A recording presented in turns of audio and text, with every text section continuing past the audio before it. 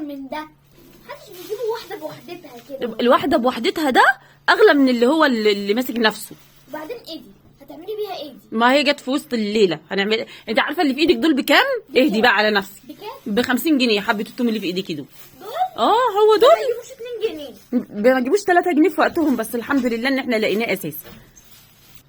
سيبك انت، انا بعد كده هاخدك انت معايا تبقي تنقي اللي يعجبك. عارفه اللي خزن توم في وقته فاز حاجه واحده بس، ان هو ما بيقعدش يلف السوق كله علشان يجيب له كيلو توم ولا نص كيلو ايه، مش كيلو دلوقتي خالص، ربع كيلو او نص كيلو، يقعد يلف كده ما شاء الله يعني. يقعد لما يتعب على بال ما يلاقي له ربع كيلو توم. اوكي. يا اما فاضي يا اما فرط زي كده. ما يجيبوش 2 جنيه.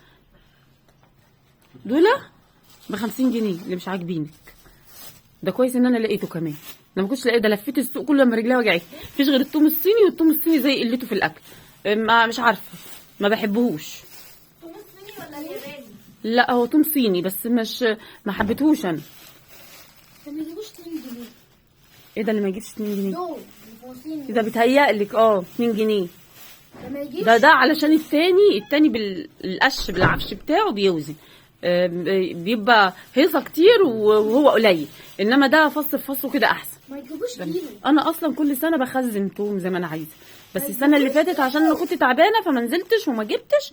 كنا بنجيب على القد بقولك ما يجيبوش كيلو. لا ده مش كيلو، ده اقل. ربع. فاللي يلحق وقت التوم يخزن، لان في الايام اللي زي دي كده اصلا مفيش توم. مفيش يعني، لا لاقينه غالي ولا لاقينه رخيص. مفيش غير الصيني في السوق، والصيني بيبقى يعني ملوش طعم كده. قلب بس هو مش مكمل. القلب ايه؟ انت كل حاجه تعمليها قلب وتعمليها بتاع. اهي. انما البطاطس ما شاء الله دلوقتي الموسم بتاعها. الفلفل غالي بس هو موجود. ما يعتبرش غالي برضه، هو 20 جنيه بس هو شغال يعني. الكوسه بقى رخصت خالص. الكوسه ب 8 جنيه، كانت الاول ب 15 وحاجات كده. دلوقتي الكوسه انا حتى جايباها طبيخ، مش جايباها كبيره، مش جايباها حشي يعني.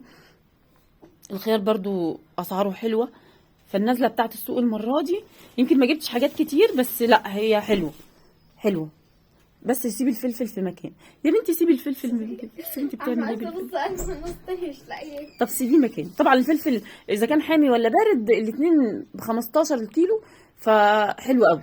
ربنا يرخص دعوتنا. اللي جميله قوي قوي قوي في السوق دلوقتي الايام دي الطماطم، عامله زي الفراوله، مسكره كده وحمراء وجميله جدا، فظيعه. اهي عملتها يا شيخ. طب والله العظيم حلو. فاللي عايزه بقى تخزن طماطم دلوقتي ده وقتها، تلحق تروح تخزن. لا تجيب لها عدايه مثلا، ولا اذا كانت عايزه اكتر ولا اقل، وتخزن الطماطم، لان دلوقتي مسكره وجميله وزي الفل. البطاطس كمان، البطاطس سعرها دلوقتي حلو يعني. دلوقتي هي الاول كانت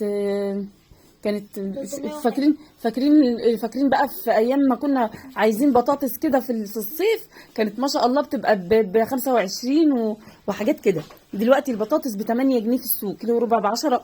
جميله والله العظيم، جميله يعني، ما فيهاش غلطه. بصوا كده ما فيهاش غلطه، زي الفل وقليه وجميله.